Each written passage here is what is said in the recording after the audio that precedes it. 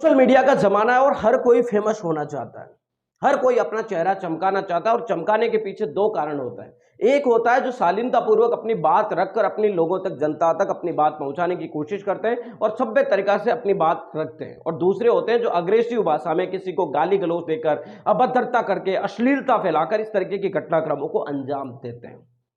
Social media के आने के बाद इस तरीके की घटनाक्रम हो चुकी है कि अब तो एक ट्विटर के ऊपर वीडियो वायरल हो रहा है जिसमें एक टीचर है, वो बहुत ही भद्दे कपड़ों के अंदर अध्यापन करवा रही है। किसी समय अध्यापन के इस कार्य को बहुत ही शालीनता के साथ देखा जाता था, लेकिन अब आपको बता दें कि वो सोशल मीडिया पर केवल मात्र व्यूज पाने के लिए इस तरीके की गंदी वीडियोस बना रही है। दरअसल मामला जो है भीम आर्मी के प्रमुख चंद्रशेखर आजाद पर फायरिंग का था। चंद्रशेखर आजाद पर हुई फायरिंग के मामले के अंदर चंद्रशेखर आजाद अपने समर्थकों से अपील कर रहे थे कि सभी लोग शांति बनाए रखें,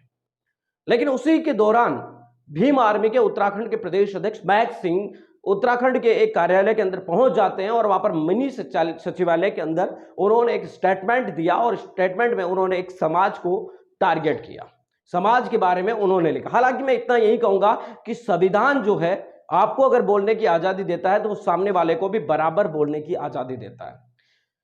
इसके चक्कर के अंदर आपको बता दें कि हरियाणा के एक व्यक्ति औकंदर राणा के नाम से सोशल मीडिया अकाउंट है, उसने आपको बता दें कि महक सिंह के बदले में पूरे समाज को ही गाली देना शुरू कर दिया। यानी कि महक सिंह ने जो बातें बोली थी उनका जवाब देने के लिए औकंदर राणा ने पूरे समाज को टारगेट करना शुरू कर दिया, और उनको देखते देखते कई सारे महक सिंह के समर्थन के अंदर लाइव आना शुरू कर दिए और कई सारे लोग थे जो औकंदर राणा के समर्थन में भी लाइव आना शुरू हो गए। यानी कि दोनों तरफ से लगातार अभद्रता का पूरा जो चरम है वो पहुंच गया था। तो ये एक तरीके से नफरत की चरम सीमाओं से आप मान सकते हैं। इतना सब कुछ होने के बावजूद भी अब जगह जगह पर, कई जगह पर महक सिंह के खिलाफ मुकदमा दर्ज हो चुका है, कई जगह पर औकंदर राणा पर भी मुकदमा दर्ज हो चुका है, और कई जगह पर छोटे छोटे जो नेता अपने आप को बन रहे थे उनके ऊपर भी मुकदमा दर्ज हो चुका है। अब महक सिंह तो इस मामले के सामने आने और तमाम घटनाक्रम से घिरने के बाद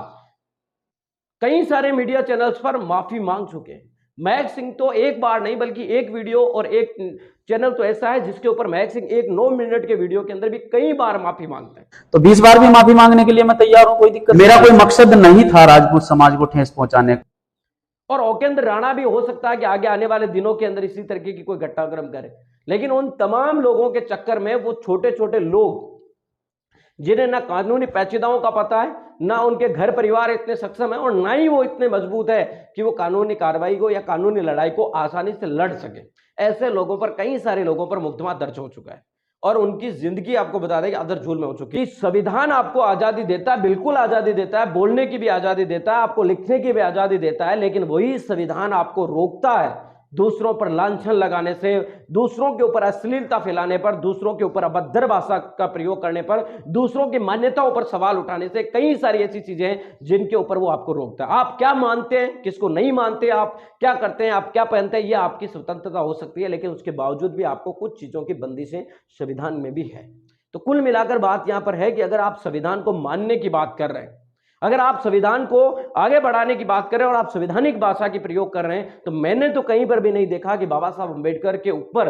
कई सारे उनके पुतले फूके गए, कई बार उन पर अटैक हुआ, सब कुछ हुआ, लेकिन उसके बावजूद भी उन्होंने किसी के भी प्रति अभद्र भाषा का प्रयोग नहीं किया। और शायद मुझे आज तक भी याद नहीं है कि कभी अभद्र भाषा के चलते बाबा साहब अम्बेडकर पर कोई मुकदमा दर्ज किया गया हो। बाबा साहब अम्बेडकर ने इस देश के संविधान को बनाते समय काफी कुछ महत्वपूर्ण बातें लिखी थी और उन महत्वपूर्ण बातों के अंदर देश के प्रत्येक नागरिक को सम्मान अधिकार दिए थे, वो सम्मान नजर से देख रहे थे। अगर आप संविधान को मानने वाले लोग हैं, बाबा साहब अम्बेडकर को मानने वाले लोग हैं, तो दूसरे लोग चाहे कितनी नफरत फैलाए, लेकिन आपको तो उसी नजर से देखना होगा जिस नजर से बाबा साहब अम्बेडकर देखा करते थे। मिलेंगे इस वीडियो नई अपडेटों के साथ, लेकिन आपकी प्रतिक्रिया मेरे से भिन्न हो सकती है, इस मामले में कमेंट करके जरूर